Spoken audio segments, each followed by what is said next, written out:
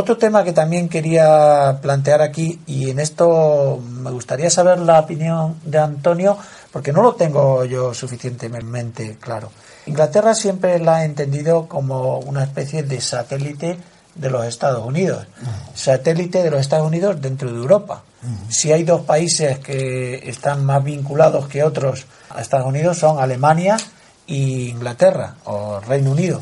Sin embargo, hay otro país, por ejemplo Francia, que tradicional e históricamente ha estado más separado de la órbita americana. Acuérdate del general de Gaulle, se las tenía tiesas no solamente con Inglaterra, sino también con los Estados Unidos. Entonces, en esta exposición que tú has hecho, Antonio, no termino de comprender cómo Estados Unidos se puede permitir el lujo de lanzar el órdago, de decir, pues Inglaterra se va de la Unión, porque ¿Estados Unidos? Inglaterra, que es el satélite de Estados Unidos en la Unión, es que ya hablaré yo, es que no es satélite. Un segundo. Plantea la posibilidad, siquiera la posibilidad de salirse. Eso significaría que Europa perdería la influencia de los Estados Unidos y aumentaría, o daría la posibilidad de que aumentara la influencia de su contrario, que sería la Unión Soviética. No, hoy Rusia, ¿no? Rusia. Bien, hay algo que en política internacional pesa mucho más que en la política interior, y es la historia. Parece mentira. Y sin embargo, la historia de las relaciones internacionales entre estados diferentes refleja con más exactitud las tendencias sólidas, consolidadas, que rigen la vida colectiva de los pueblos que la historia nacional. Ejemplo, Inglaterra. No podemos olvidar que Estados Unidos nace como Estados Unidos en una guerra contra Inglaterra. Primer punto. Segundo, en esa guerra de independencia contra Gran Bretaña, contra los británicos, Francia es aliado de la rebelión de Estados Unidos. No por Luis XVI, sino porque Lafayette, casado con una mujer muy rica, él era aristócrata, se marcha y para formar un ejército de mercenarios pagados con la fortuna de su mujer para ayudar a Washington. Y aunque Lafayette no fue un hombre grande ni gran militar, sin embargo, simbólicamente, en el mundo representó nada menos que la unión de Francia con Estados Unidos para vencer a Inglaterra en una guerra abierta. Primer punto. Segundo punto. Dos guerras mundiales. La del 14 y la del 39. La del 14 es Alemania la que es derrotada. ¿Y es derrotada por quién? Por una Francia y Inglaterra que están apoyados militarmente por Estados Unidos. El presidente Wilson manda 1 millón de soldados de Estados Unidos para vencer a Alemania y apoyar a Francia e Inglaterra, haciendo la propaganda por primera vez masiva de que esos soldados americanos venían a Europa a defender la democracia que tenían en Estados Unidos. Hasta entonces no eran comparables. Es más, Reino Unido, Inglaterra. Yo hablo de Inglaterra porque no tengo mucho más la palabra en la historia que Gran Bretaña. Correcto. Gran Bretaña es con la unión con Escocia, pero antes no. Bien. Por eso cuando digo Inglaterra se entienda también que es Gran Bretaña. Bien.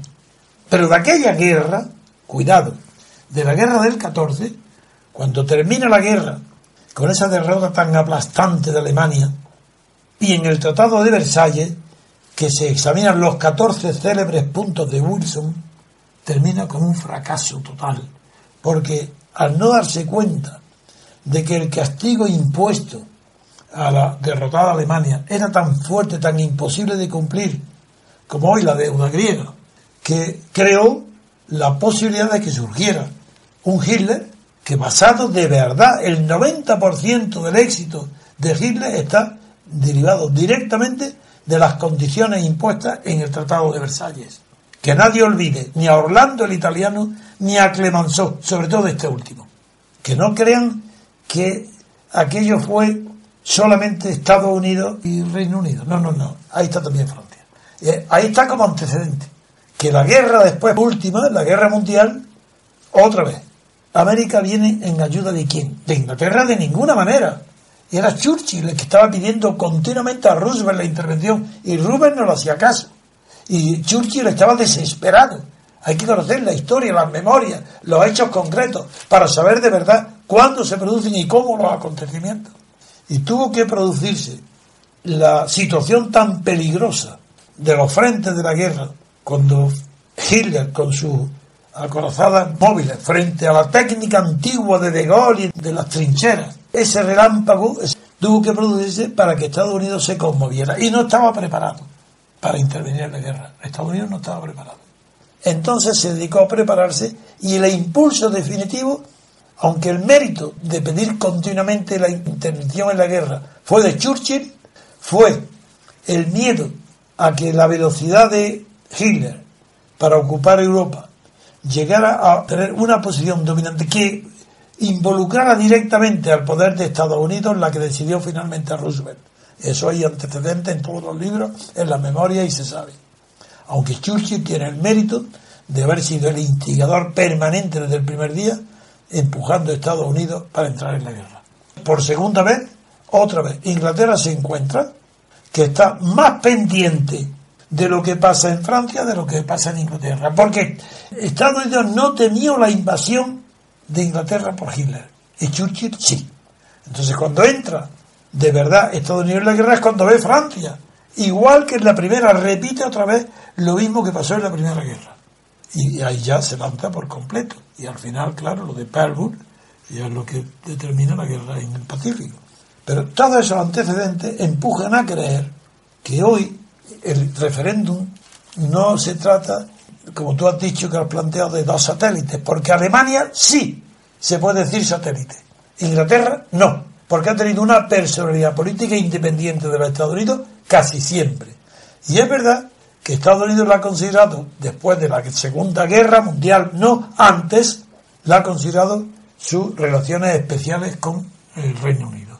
Son relaciones especiales de los dos, y es verdad, pero tener en cuenta que no es que tenga la comunidad lingüística que hablan los dos el mismo idioma, eso no es suficiente, porque en América Latina hablan el mismo idioma que nosotros, y figurar la diferencia de la relación de Estados Unidos e Inglaterra o la de España con América del Sur. Eso no es suficiente. Lo que sí es suficiente son las tendencias que ha habido en las guerras, y son las situaciones en las guerras las que determinan la conducta de los pueblos durante siglos, porque eso no se olvida.